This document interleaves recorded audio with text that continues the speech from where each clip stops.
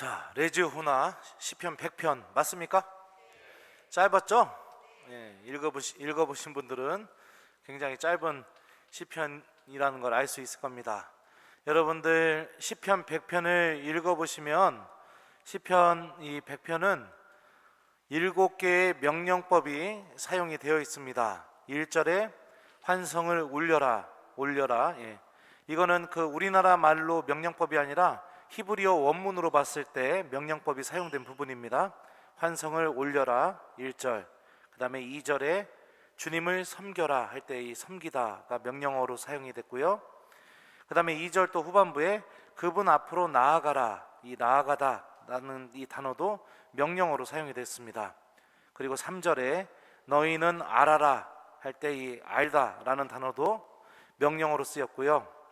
그분 문으로 들어가라 4절입니다. 거기서도 들어가다 라는 단어가 명령어로 쓰였습니다. 또 그분을 찬송하여라 라는, 여기서 찬송하다 라는 단어, 그리고 그 이름을 찬미하여라 할 때 이 찬미하다 라는 단어 해서 총 7개의 명령법으로 쓰였고, 또 성경에서 7이라는 숫자는 충만함, 완전함 이런 의미를 갖고 있죠. 그러니까 이 7개의 명령법과 함께 이런 상징적인 의미, 이런 것들 때문에 성서학자들은 이 시편이 주로 전례 때 사용된 시편이라고 이렇게 주장하기도 합니다. 그리고 이렇게 성서학적인 고찰을 보면은 시편 92편 90편부터 시작해서 종교를 맺는 시편이다 이렇게 주장하는 학자들도 있는데, 그런 고찰들은 중요한 부분이 아니니까 넘어가도록 하겠습니다. 중요한 점은 7개의 명령어들이 배열될 때 이 구조입니다.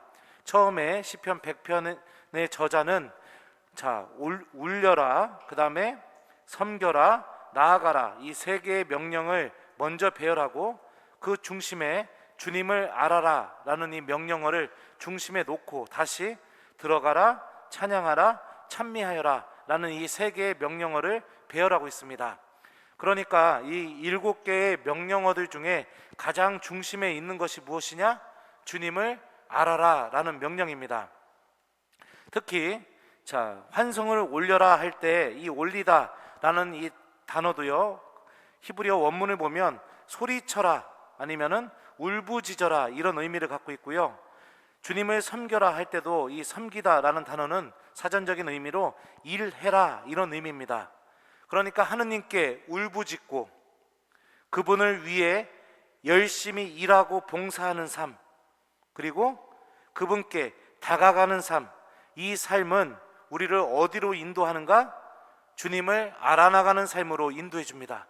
그리고 주님을 알아나가는 그 삶의 중심, 삶의 중심은 무엇이냐? 바로 3절에서 고백되고 있는 내용입니다.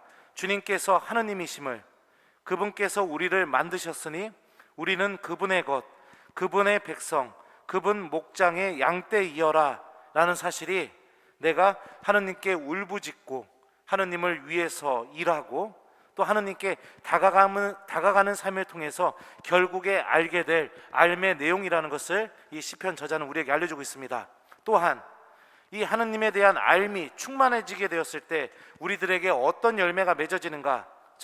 다시 그분께 다가가는 삶, 곧 그분께 들어가는 삶, 그리고 그분을 찬양하는 삶, 그리고 그분을 찬미하는 삶이라는 이 열매들이 우리 안에 주어진다는 것이죠. 결국에 이 7개의 명령어들을 분석해 보면 내가 하느님을 찬미하고 찬양한다는 것은 내 안에 하느님에 대한 알미 충만해졌기 때문에 내 안에서 자연스럽게 나오는 열매들입니다. 반대로 생각해 본다면 내가 하루를 살고 일주일을 살고 1년을 살고 10년을 살았는데도 하느님께 단 한 번도 하느님을 찬미하거나 하느님을 찬양하는 마음이 내 안에서 자연스럽게 안 나온다. 이건 무슨 뜻이냐? 나는 하느님이 어떤 분이신지 알지 못하는 삶을 살고 있다라는 것을 역설적으로도 우리가 함께 생각해 볼 수 있습니다.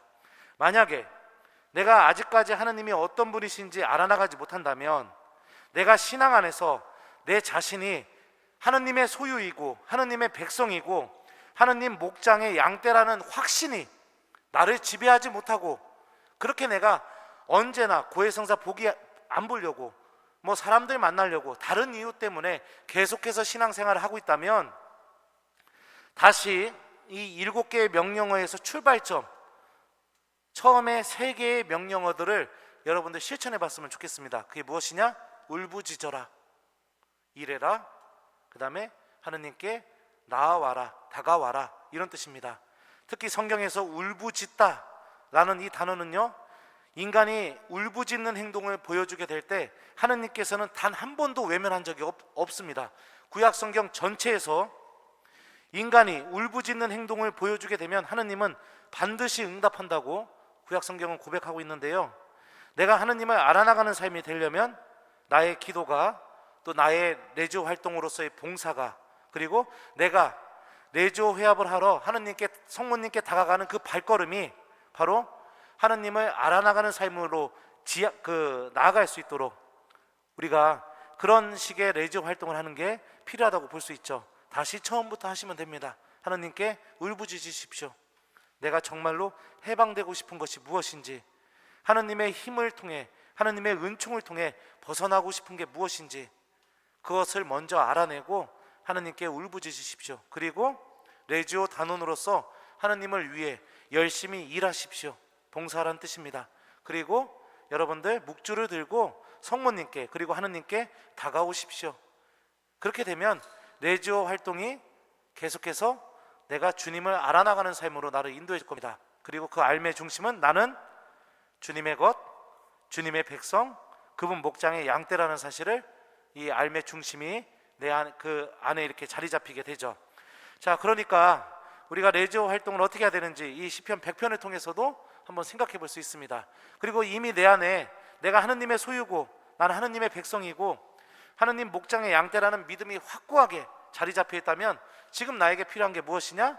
다시 묵주를 들고 하느님께, 성모님께 다가가고, 그리고 기도 안에서 하느님을 찬양하고 하느님을 찬미하는 것, 이런 열매를 맺을 수 있도록 내가 레지오 활동으로, 레지오 단원으로서 봉사하는 것, 이것이 뒤에 나오는 3개의 명령어죠.